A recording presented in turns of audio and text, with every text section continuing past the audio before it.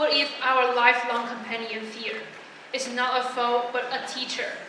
Please give a warm welcome to Siyen, who will guide us through this powerful idea.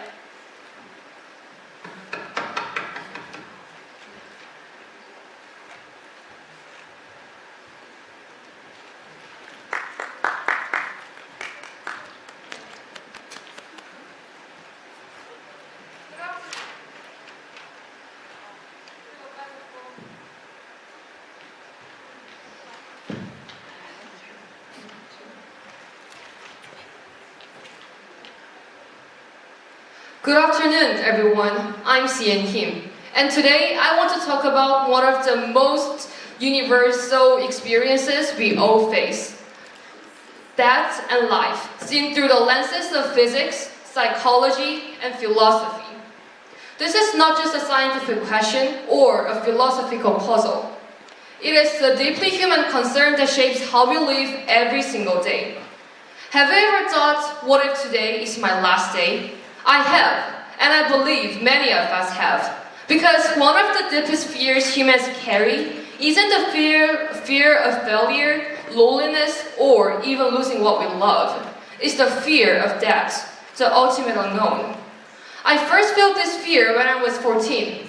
I read a quote that said, "If you live each day as if for your last, someday you will most certainly be right." At first, it terrified me. I thought, I'm not ready. There's so much I haven't done, and there is so much I haven't said. That fear was paralyzing.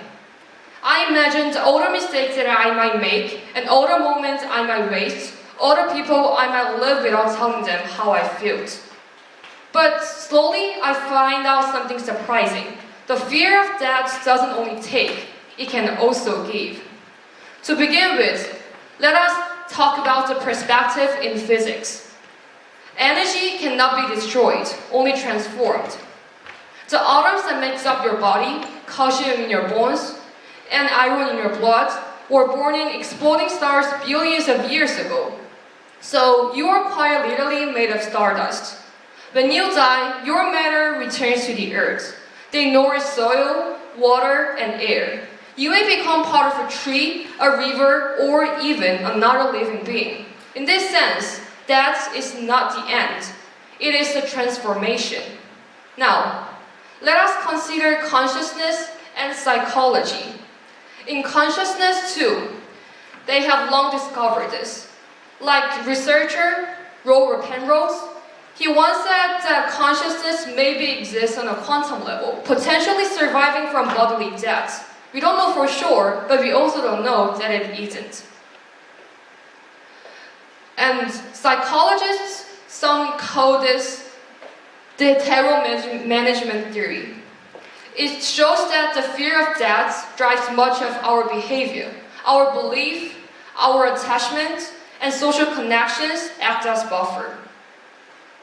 We seek meaning, create culture, and go and find social connections because we need the management to afraid of the anxiety.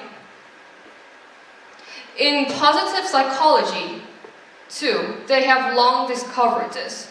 But something surprising is the concern about mortality can deepen our life.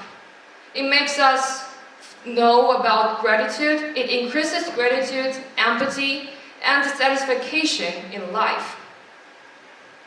Now, finally, let us talk about philosophy and culture. Philosophy, too, has long explored this. In the study of Stoics, they have long learned about memento mori. They remember and talk about death daily, not to frighten themselves, but to increase their gratitude in living life. Marcus Aurelius once said, "It's not a death that a man should fear, but he should fear not to beginning to live." In Anicca, in Buddhism, they teach us Anicca, the impermanence of all things. They teach us to embrace change and embrace attachment. From the Day of the Dead in Mexico to the Hamlet, the Shakespeare's mortality in Hamlet, Humans have long sought to honor death while celebrating life. So, how do we delay gratitude? And what's the fear? We are afraid of falling and failure and also the death. I remember a street that I used to walk every day in my middle school. There was a tree in there and with some flowers. It was a small part of my everyday life, but I was thinking about it was something that would always be there. But one day, when I walked and passed that street that I passed through countless times in my middle school, that tree was gone. The branches has dropped and the leaves was disappeared. The flower beside it was wilted and faded too. I stopped. I was frozen for a moment. I thought that something would be constant was gone. I was really empty, a feeling that I could not really explain. But something hit me. The fear, it would come from the depths of us, but something that I realized is the experience, the memory, and all the feelings that warmed my heart was still alive in me. So, yes, death is really frightening. The shadow is always in us, but the shadow is not an enemy. It is a teacher. You were never separate from the star, and you never truly disappear. The atoms that formed you still exist. They ride the wind, feed the soil, and made someone's skin that you will never meet. You are still here. From the heartbeat to stardust, and from the memory to matter. You are never truly gone, and you are never truly disappear. You are returned by life itself.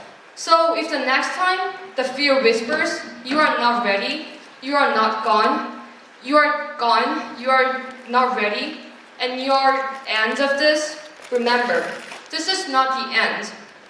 Because of the awareness of memento mori, because of the mortality, we finally realize how to truly live, and we finally realize how to laugh, how to love deeply, how to live fully. So that's the lesson how death teaches us how to live each day. And finally, we can learn how we live every day truly. Thank you so much for listening.